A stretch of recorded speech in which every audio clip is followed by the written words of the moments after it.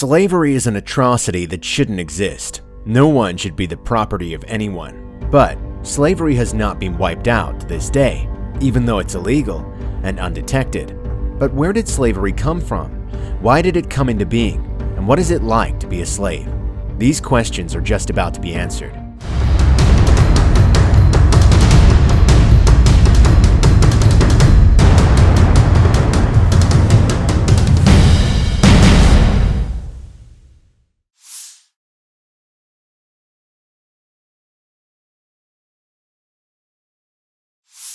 The tragic and cruel nature of slavery has inspired countless stories across the world. It originated around 11,000 years ago as civilization progressed. Slavery wasn't part of hunter-gatherer communities. Counterintuitively, slavery became more common as so-called civilization developed. More organized cities and farms required more labor to perpetuate themselves. Slaves were used as a form of liquid capital. Slavery mobilized productive credit in an upcoming mercantile economy based on moving agricultural goods to the market. Slaves were instrumental in the marketplace because of their financial value. There was strong political competition between private householders and merchants in small territorial states linking Mesopotamia, Anatolia, the Mediterranean, Elam, and the Persian Gulf. Slaves were workers who received little to no payment and little or no sense of freedom. The very first evidence we have of slavery goes back to the Code of Hammurabi out of Mesopotamia. Slavery was a common practice there.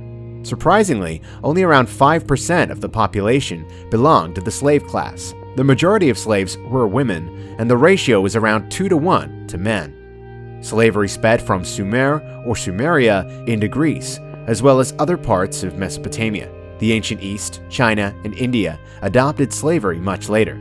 China adopted slavery during the Qin dynasty in 221 BC. Slaves participated in social surveillance, sometimes reporting on the doings of neighbors and collecting juicy gossip. Contracts identified some slaves as houseborn or Babylonian. Some laws promised inheritance rights for children born to slave women. Social distinctions were made between slaves who had been born into households and those who had not. Foreign slaves came from lands across the arc of the Near East, stretching almost 2,000 kilometers from Syria in the northwest to Khuzestan in the southeast.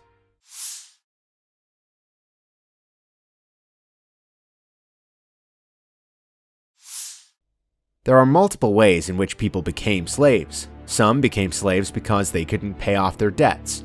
Others were prisoners of war. Others were criminals. Children born to slaves and children abandoned by their parents became slaves. In other words, the institution of slavery swallowed up all the social outcasts. Slaves could be identified by a shaved hairstyle, abutu, and distinctive clothes. People observed them. Their masters didn't want them to escape through the city gates. Slaves were forbidden to pass through these gates. They could be recognized by sight and by name. Slavery wasn't very popular at first and was also a difficult business. Slavers pursued buyers who required slaves to perform specific tasks. So the goal of the slaver and the slave was to match supply and demand. Surprisingly, slaves often had better lives than peasants in ancient Mesopotamia. Slaves were given better food, shelter, clothing, and they had regular care. There were slaves who were integrated well into their masters' homes, either through adoption, marriage, or inheritance. Some even made families of their own. They were allowed to live with their families in their own residences, but not on their own property, rather on their master's property. They were even allowed to marry into their master's families and acquire a new status. They could become caretakers for the elderly. Slave women could become second wives to their masters, and slave children could be adopted by their masters. They would then be given freedom with a patronym and a household identity. Slaves even had the option of owning property. Some were literate, belonging to the educated elite. Most households had 1 or 2 slaves. Slaves knew their masters, and their masters called them by their names. Such slaves were not watched so closely, not monitored as closely as we are in the age of satellite surveillance and closed-circuit cameras. Their jobs sometimes required them to travel to other cities, sometimes unsupervised, other times accompanied with a guard. Slaves had personal intel of their master's affairs. Slaves didn't particularly feel the need to run away. not unless their masters mistreated them, which of course is the downside of being a slave. Of course, we're not saying that it's great to belong to another person. Some of the jobs that slaves did included these: tending the house, grooming the masters and the horses, gardening, harvesting, tending animals, mining silver, fetching wood, weaving fabrics, field or canal maintenance, herding cattle or goats, cooking, and grinding grain.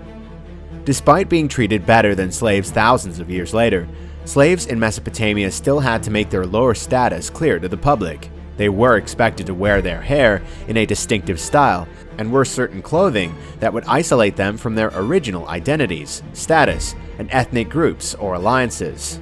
They no longer had complete control over their bodies, life choices, or place of residence. They were stripped of personal ownership the moment that they became slaves.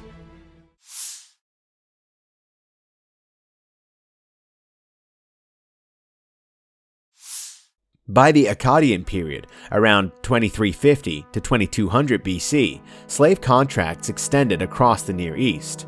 It was mainly a commercial and contractual deal between private parties rather than a political institution. Slaves were purchased the same way as other commodities were bought. Slaves were passed on as dowries, gifts, and inheritances.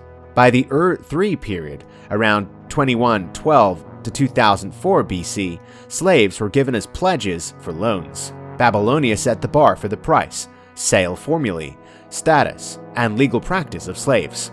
Other cultures, including the Romans, the Greeks, the rising Islamic world, and medieval Europe, adopted these guidelines. But these contracts that have been documented do not tell us whether any physical force was used. There is no mention of shackles, chains, ropes, brands, yokes, or guards.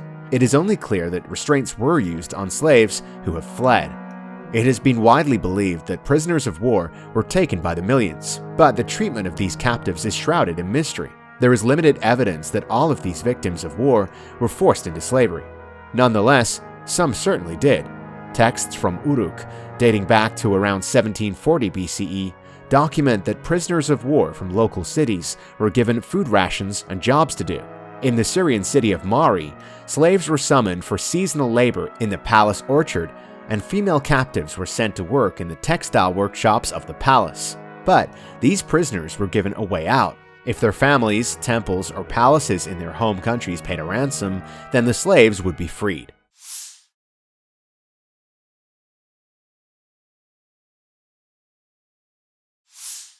No evidence of violence towards slaves in Mesopotamia has been documented, nor any sexual abuse, but you can assume that these evil practices took place. It all depended on the master's will.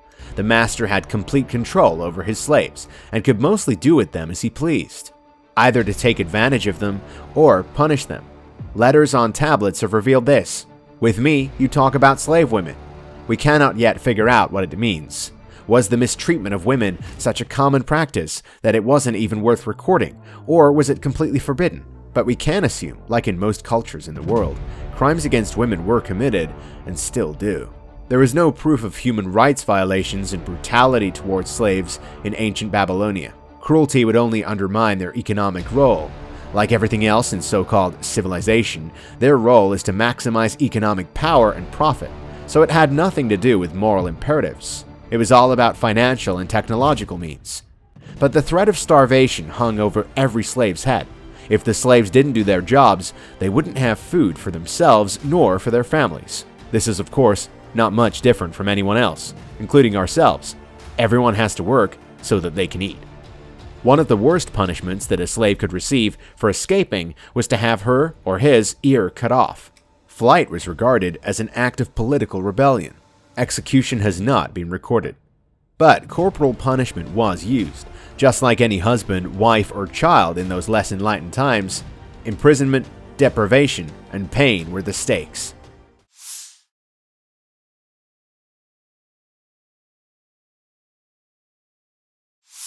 The business of merchants and landowners at that time required that they be in more than one place. They required slaves to check up on the plowing of a field, to collect debts, to deliver letters, or herd sheep or goats. Masters needed slaves carrying letters to do business for them. Masters needed slaves to move freely and exercise independent judgment, so masters prized slaves not only for their strength, men, or their beauty, women, but also for being trustworthy, taklu.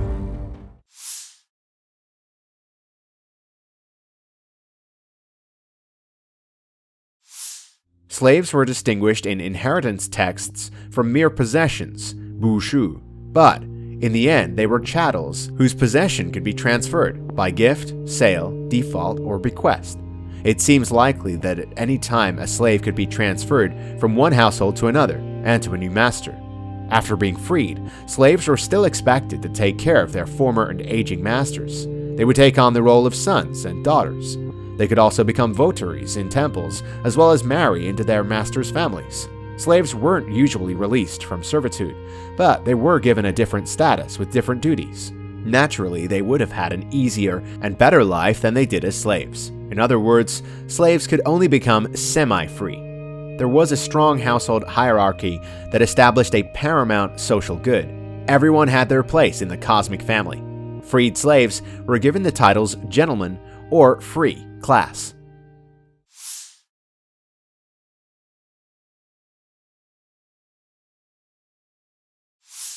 Sadly, child slavery is still a thing.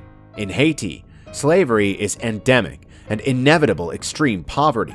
Parents don't have enough income to feed their families. These slave children are sent to wealthy families for a better life. They are given no opportunity for a proper education, so they are forced to do the jobs that adults are supposed to do. They are also on rations, meaning that they don't get the proper nutritious meals their growing bodies need.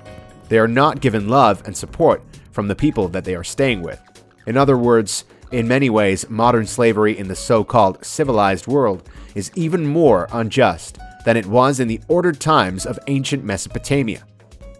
This is History Uncharted. See you next time.